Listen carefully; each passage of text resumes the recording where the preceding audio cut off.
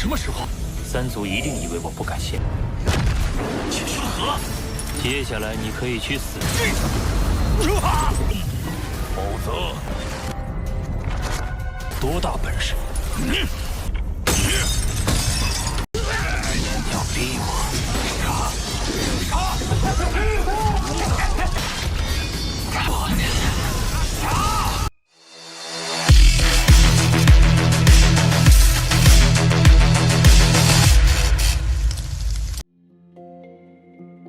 Halo semuanya, selamat datang di Ruang Sinema. Bagaimana kabar kalian semua? Semoga selalu sehat dan baik-baik saja. Pada hari ini kita akan membahas film kedua dari seri Swallowed Star yang berjudul Swallowed Star Battle of the Primordial Star. Tanpa berlama-lama, langsung saja kita mulai alur cerita dari film kedua Lo-Fang.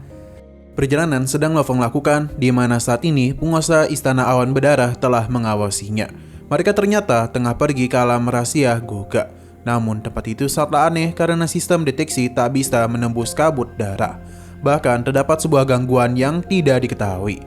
Jadi Lo-Fang pun pergi dan menggunakan bentuk monster tanduk emasnya. Tidak hanya itu, dia pun menyimpan pesawat mereka sampai akhirnya Lo-Fang merasakan kalau sosok itu semakin dekat. Harta Nine River ia gunakan dan sesuai petunjuk dari Josangke, maka untuk mendapatkan plat logam terakhir pasti tidak akan semudah itu. Karena bagaimanapun, gurunya pasti ingin membuat dia menjadi jauh lebih kuat lagi. Perlahan-lahan namun pasti, Lo-Fang pada akhirnya telah tiba di sebuah tempat, di mana panggilan dari logam itu berada di dalam istana. Ternyata itu adalah Istana Awan Darah. Orang gila yang telah hilang dari 3 juta era yang lalu. Babata takut Master Istana Awan Berdarah ada di dalam sana. Padahal identitas, asal-usul, dan kekuatan sejatinya tidaklah pernah diketahui. Namun beberapa pejuang alam semesta telah berhasil tumbang di tangannya. Bahkan jumlah penguasa alam semesta yang dia habisi sudah tidak terhitung jumlahnya. Lo-Fang tidaklah tahu dengan kemampuan yang sekarang apakah dia itu mampu melawan sosok tersebut. Mas Bro hendak memberikan bantuan, namun Babata menahannya. Karena bagaimanapun penguasa Istana Awan Berdarah merupakan sosok yang memiliki dendam kepada hampir seluruh kekuatan di alam semesta. Sebuah serangan segera dilakukan, di mana itu tentu berasal dari Istana Awan Berdarah. Serangan barusan seketika saja membelah monster tanduk emas. Tidak hanya itu, namun sosok penguasa Istana Berdarah juga keluar, di mana inilah kali pertamanya mereka melihat sosok tersebut. Penguasa Istana Berdarah menyambut kedatangan Lo-Fang kemari, karena ia sudah menunggunya. Lo-Fang sendiri bingung bagaimana bisa penguasa istana itu menunggunya. Sepertinya ada sesuatu yang tidak beres terjadi di sini. Penguasa istana kembali melakukan penyerangan, di mana lagi dan lagi Lo-Fang tidak dapat menghindari serangan cepat tersebut. Ia mencoba untuk melawan, namun kekuatan dari penguasa Istana Berdarah terlalu mengerikan. Setiap tebasan yang dia berikan dengan mudah melukai tubuh monster tanduk emas. Bahkan pada akhirnya Lo-Fang kembali dibuat terpental olehnya. Lo-Fang sadar untuk bisa mengalahkannya, maka ia hanya bisa menggunakan bentuk ketiga dari teknik 10.000 bintang. Alih-alih takut, penguasa Istana Berdarah malah menjadi tertarik. Ia kembali melancarkan serangan yang seketika saja mengeluarkan lubang hitam, yang kembali menghancurkan tubuh monster tanduk emas. Tapi Lo-Fang bisa pulih dengan mudah. Penguasa istana memuji serangannya karena sepertinya Lo-Fang itu memang memiliki kemampuan. Tapi sangat disayangkan ia tidaklah memiliki tempat untuk lari lagi. Karena bagaimanapun dia tengah berada di wilayah kekuasaannya. Serangan kembali dia berikan, di mana Lo-Fang harus terjebak dalam bintang tersebut.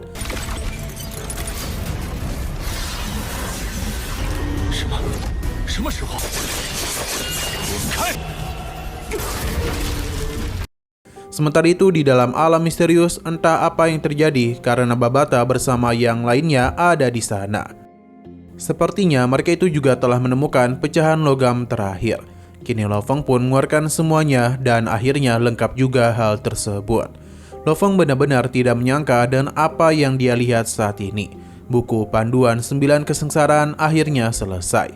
Tapi Babata bingung sebenarnya apa yang terjadi di Istana Awan Berdarah. Karena ia langsung diblokir dan ditekan. Monster tanduk emas bahkan tidaklah memiliki kesempatan untuk menghadapi Tuan Istana Awan Darah. Jadi bagaimana cara Lo-Fang mendapatkan plat logam tersebut? Lo-Fang akan melakukan apa saja demi kedaulatan bumi. Tapi Babata takut kalau itu akan membuatnya dalam masalah besar. Lo Feng menenangkannya, pasalnya dia telah mengumpulkan banyak peluang warisan di sekolah Dewa Leluhur. Sekarang merupakan waktu yang pas untuk memahami jalan Dewa Binatang dan manual 9 kesengsaraan untuk bisa meningkatkan kekuatannya. Waktu teruslah berlalu di mana Lo Feng perlahan-lahan mulai memahami semua kitab 9 kesengsaraan. Ini pun membuat tubuh asli manusia bumi, ocean remote, dan binatang bertanduk emas berhasil memasuki tingkat genetik yang sempurna. Ukuran tubuhnya bahkan kini bisa menyaingi tubuh monster tanduk emas. Jadi dia tidaklah perlu mengkhawatirkan konsumsi pada tubuh dewa. Seorang Universe Master tidak akan bisa melukai Lo Feng lagi. Di alam semesta maya sendiri, pertarungan yang Lo Feng lakukan sebelumnya sudah dilihat oleh semua orang. Mereka sangatlah terkejut dengan kemampuan hebat miliknya. 4 ras dia kalahkan dan sangat mudah, tapi mereka tahu betul kalau di sekte Dewa Leluhur ada begitu banyak penguasa kuat dari ras lain. Jadi jika mereka bekerjasama, maka Lo Feng pasti akan dalam masalah. Sino berpindah ke sebuah tempat yang sangat asing bagi kita, di mana penguasa mekanik ada di sana dan akan memberikan 6 harta tingkat tinggi untuk menghabisi satu orang, yang tentu tidak bukan adalah Lo Feng. Wanita ini sudah mendengar banyak hal tentangnya. Tapi saat ini Lo Feng berada di sekolah Dewa Leluhur. Menghabisi seseorang pewaris di wilayah inti bukanlah perkara yang mudah. Seitu sosok yang melakukannya pasti akan menerima hukuman besar dari sumber alam semesta. Karena itulah wanita itu ingin hadiahnya ditingkatkan lagi. Penguasa mekanik tidaklah menerima hal itu karena Lo Feng baru mencapai penguasa alam semesta. Perkataannya telah membuat wanita ini kesal.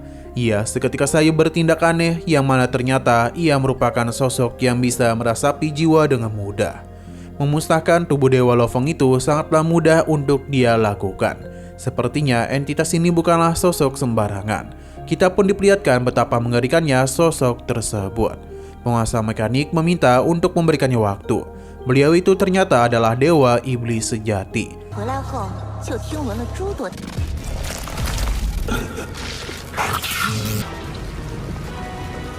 Berpindah ke sisi Lo Feng, di mana dia telah selesai berlatih dan menemui Shu Xian. Pemahaman Lo Feng tentang jalan Dewa Binatang juga telah semakin mendalam.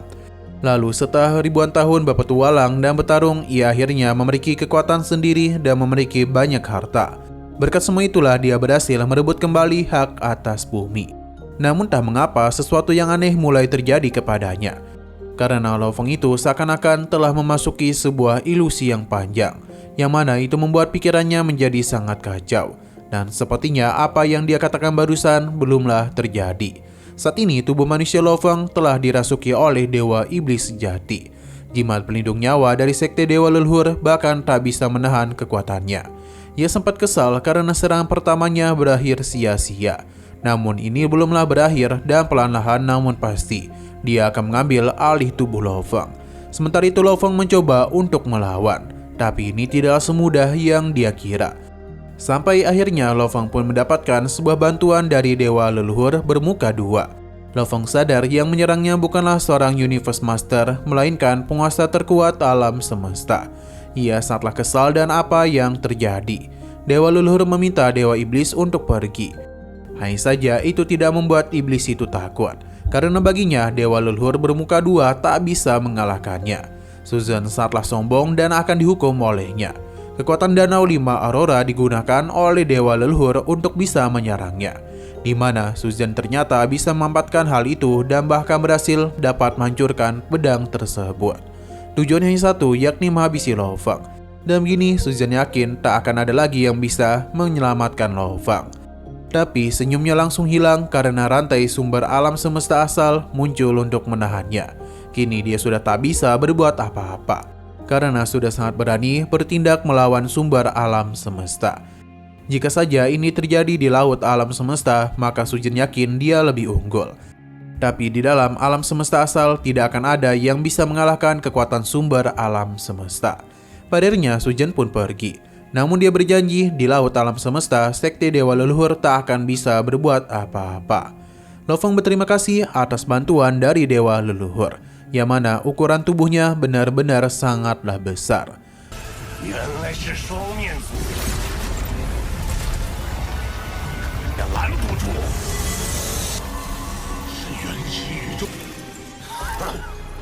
Dewa Leluhur ingin memastikan apakah Lo Feng ingin setia kepada sekte Dewa Leluhur, karena dia ingin Lo Feng memasuki lapisan inti yang mengembangkan kekuatan sekte.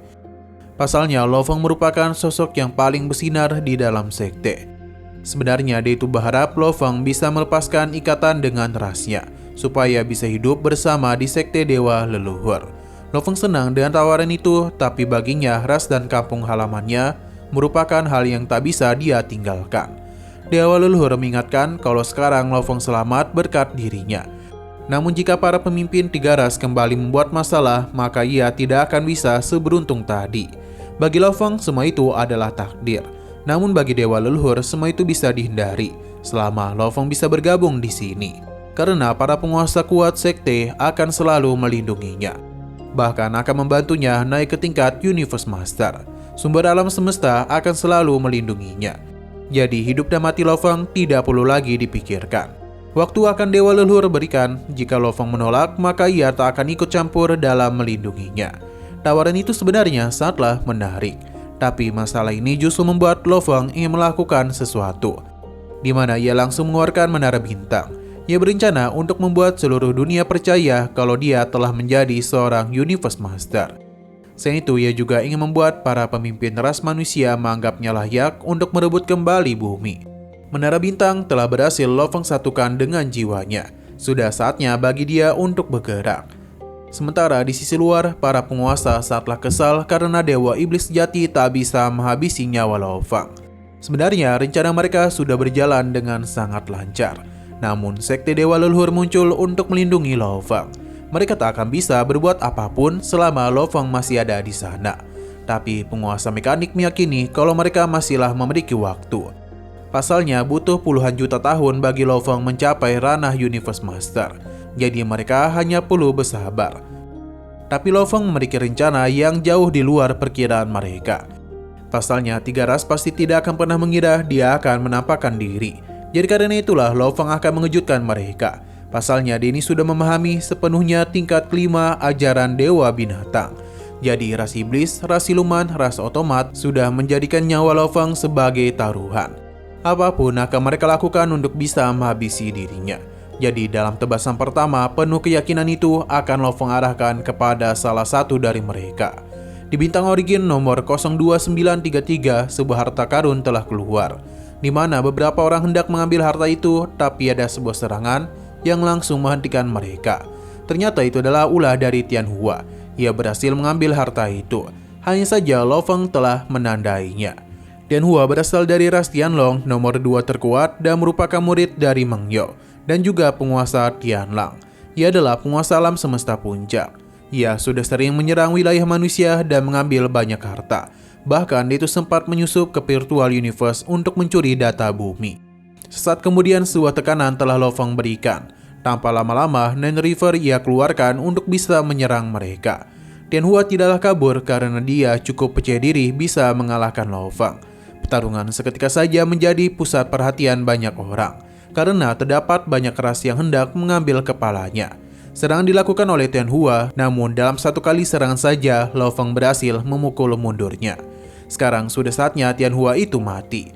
Teknik rahasia pun telah Lo Feng gunakan. Serangan cepat yang dia lakukan itu tidaklah bisa ditahan olehnya, yang membuat Tianhua sadar kalau kekuatan Lo Feng terlalu mengerikan. Satu tebasan saja sudah menghancurkan 11% tubuh dewanya. Tianhua yang tadi percaya diri masihlah terus terpental oleh serangan Lo Feng. Ia meyakini kalau Lo Feng telah mencapai tingkat Universe Master.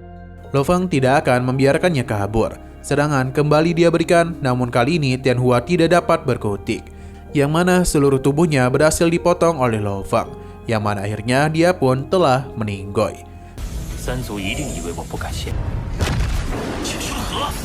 接下来你可以去死。莫非？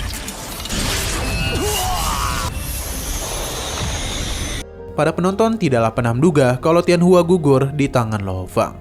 Mereka semua akan melaporkan hal itu kepada pemimpin ras, di mana itulah yang diinginkan oleh Lo Feng, agar semua orang bisa tahu dengan kekuatannya.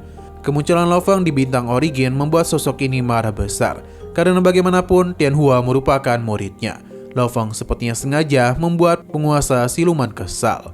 Ratu Serangga bingung bagaimana bisa Lo Fang mengalahkan Tianhua yang berada di puncak penguasa alam semesta. Apakah dia itu sudah menjadi Universe Master? Bagi pemimpin ras mekanik itu tidaklah mungkin terjadi. Karena bagaimana bisa dia itu naik secepat itu?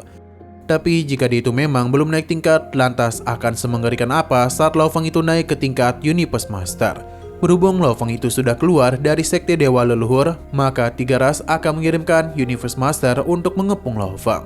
Ratu Siluman bersedia untuk mengirim 3 Universe Masternya, termasuk penguasa Tongling dan Shen Huo, karena satunya memiliki tubuh dewa yang sangat besar, dan satu lagi menguasai jalan dewa binatang. Mereka adalah sosok yang sulit dikalahkan di alam semesta. Ras mekanik juga akan mengirim 3, di mana ia juga akan menghubungi aliansi perbatasan utara. Berbagai kekuatan yang takut dengan kebangkitan ras manusia juga akan dipanggil. Ras iblis juga bersedia mengirim 3 Universe Master, yang bahkan dipimpin oleh Ban Pu. Tentu dia adalah sosok yang sangat kuat dan bisa menenangkan hati mereka. Tapi kabar mengatakan kalau Ban Pu tidak yang bertindak sembarangan. Jadi bagaimana Ratu Serangga itu mengutusnya? Ternyata dia itu sudah memiliki sebuah rencana. Ban Pu pun diminta untuk pergi menghabisi nyawa seseorang di bintang Origin. Awalnya Ban Pu tidaklah tertarik, tapi saat mengatakan nama Lo Fang, tapi dia bingung mengapa dia itu diutus untuk menghabisi seorang manusia yang baru saja debut. Tapi dia itu bingung bagaimana bisa dia diutus begitu saja. Ini semua terjadi karena Lo Fang kuat dan bukanlah lawan sembarangan. Ban Pu pun sempat agak kesal karena ratunya seakan-akan menganggap remeh dirinya. Karena itulah dia pun setuju untuk maju, sambil berharap Lo Fang tidak akan mengecewakan dirinya. Kembali kepada Lo Fang, di mana penguasa kota kekacauan memberitahu kalau berbagai kekuatan besar telah mengirim banyak Universe Master dan 1000 Universe Venerable menuju ke bintang Origin. Mereka telah mengerahkan banyak kekuatan untuk bisa memastikan kematian Lo Fang. Jadi gurunya akan memberikan seluruh informasi yang dia ketahui agar Lo Fang itu dapat berhati-hati. Dan jika Lo Fang terdesak, dia itu harus meledakkan dirinya sendiri. Mabata mulai menganalisis semua kekuatan yang tengah menuju kemari, dan yang paling dekat adalah Shen Huo dari ras Siluman.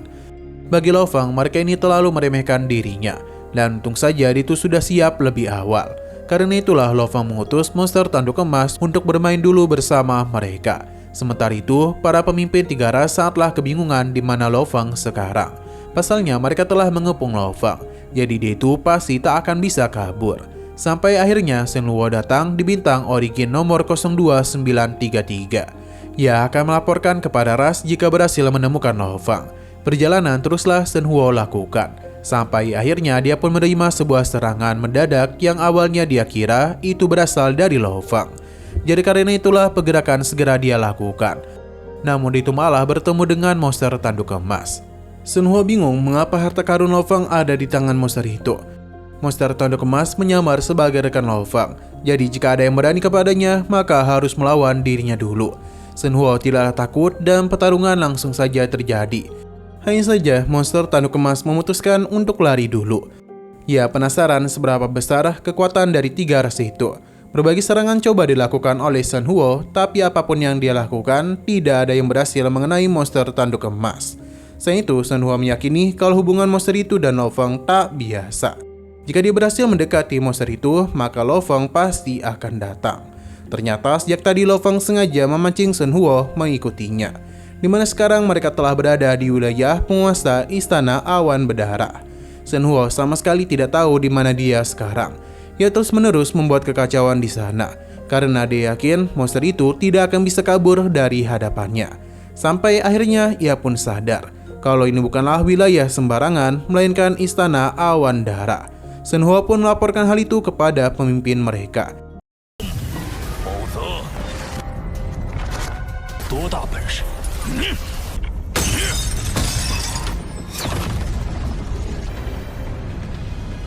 Di mana ia telah menemukan Istana Awan Dara. Kemungkinan sosok penguasa Istana Awan Dara itu memiliki hubungan yang tak biasa dengan Lo Fang. Karena bagaimanapun kemunculannya itu tidaklah mungkin disengaja. Penguasa mekanik meminta untuk sekarang agar bisa fokus mengejar Lo Fang saja. Tapi penguasa siluman tidaklah ingin melakukan hal tersebut. Pasalnya terdapat banyak para penguasa kuat yang meninggoy di tangan pemimpin Istana Darah. ia tidak akan membiarkan hal itu terjadi.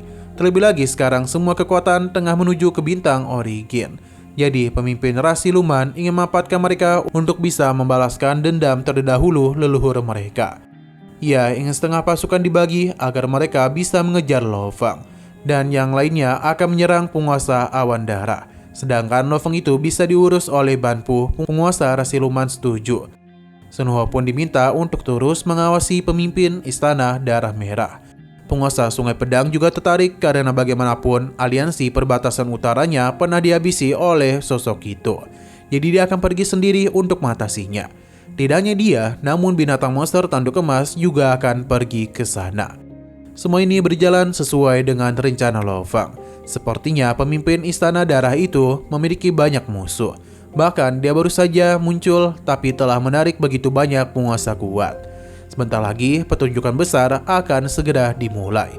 Masih di bintang primitif nomor 02933, di mana wilayah itu sudah diisolasi. Mereka akan mengincar Lo Fang, pasalnya tidak akan lama lagi dia itu akan dikalahkan.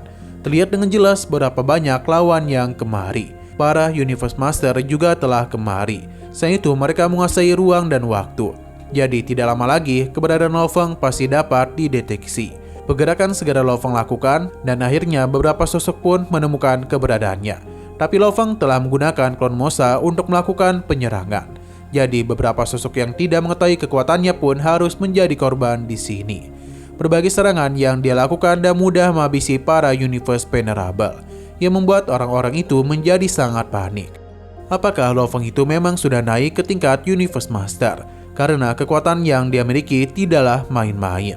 Tapi mereka pasti yakin bisa mengalahkannya, karena bagaimanapun jumlah mereka sangatlah banyak. Lo Fang sendiri bisa merasakan kalau blokade ruang dan waktu telah melemah.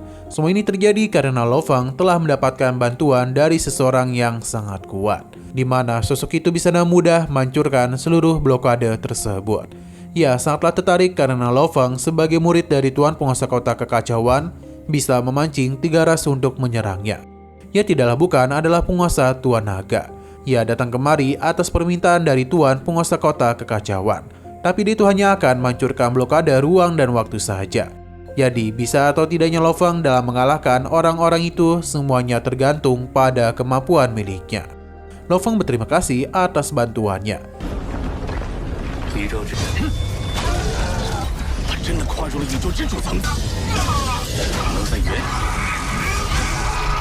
Sementara itu, 3 pemimpin ras tidaklah bisa melacak di mana Lo Fang berada, karena blokade ruang mereka sudah terganggu.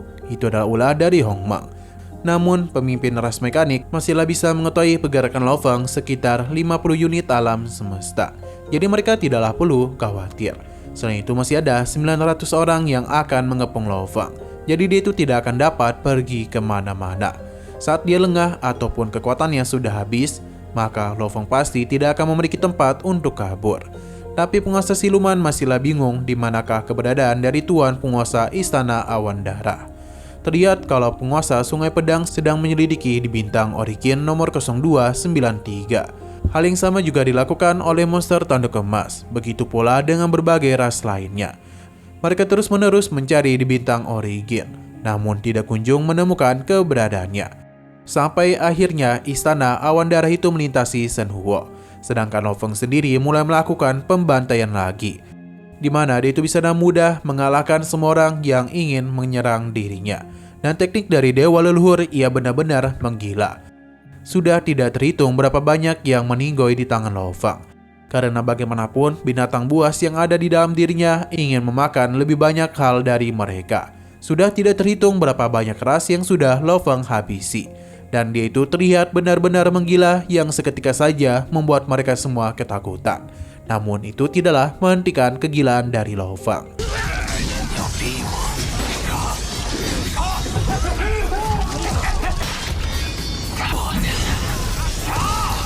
Oke, sekian dulu pada video kali ini. Untuk video selanjutnya akan segera hadir.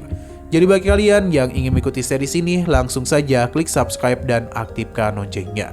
Terima kasih sudah menonton video sampai habis. Jadi jika kalian suka pada video ini, klik like dan share ke teman-teman kalian tentang channel ini. Dan ditunggu aja kelanjutannya. Oke, sampai jumpa di video selanjutnya.